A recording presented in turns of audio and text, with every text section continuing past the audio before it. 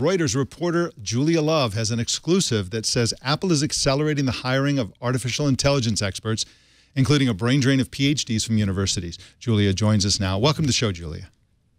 Thank you for having me. Thank you for coming on. Now, why is Apple aggressively hiring AI experts? Well, I think features like Siri, which came out in 2011, started out as just sort of a quirk and a novelty, but now people are increasingly expecting their phones to know them and learn their habits and anticipate them. So, say if you are going to an appointment, people want their phone to advise them when they should leave based on traffic. If you usually listen to a playlist while you run in the morning, people want their phone to cue that up for them and kind of reduce the friction. So those are becoming key features, and how that happens is machine learning. So Apple has really been building up in that field. Hey, Julia, are there any clues in terms of whether this will just be for apps, sort of the... I ask that is because Microsoft and Amazon, for instance, have machine learning applications up in their clouds that data scientists can go and use those publicly and create their own applications.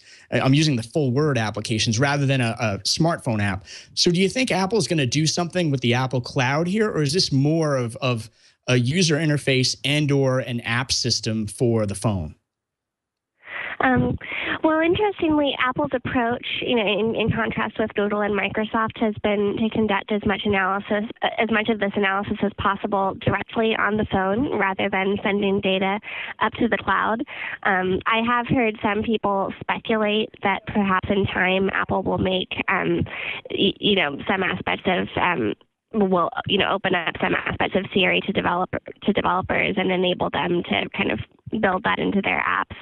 But it seems like we're a ways away from that still. Can you give us a sense of this scope of this hiring, this brain drain, as I called it? How many people are they hiring now, and how many people have they hired in the past, generally speaking?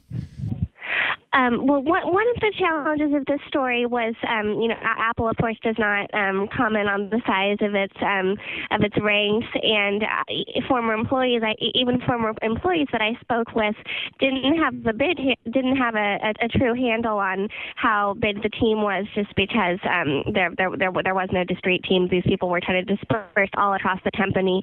But with that said, people have estimated that the number of experts Apple has in this area has tripled or quadrupled in recent years. And I spoke with recruiters who told me that for a company to have, 86 openings at one time is quite a lot, even though data science is such a hot field. Hey, Julia, how about this machine learning capability? One of the key terms we hear thrown around a lot is M2M. Machine to machine.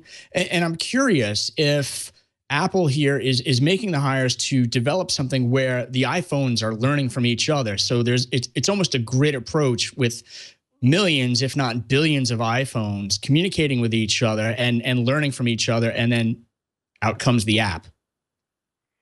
So interestingly, at least under Apple's current approach, that seems to me like something that they would be unlikely to pursue, because their approach has sort of been to treat the phone as kind of like a black box where the phone is equipped with certain algorithms and can learn your personal tastes and habits, but that information is not shared with Apple servers, much less another phone. So I think their privacy views are so strict that that seems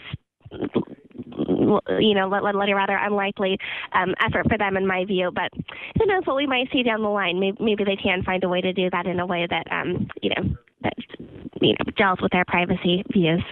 I guess that Apple's entree into this, aggressive entree into this field is not surprising. Everybody's doing it. Google, of course, Facebook, Amazon.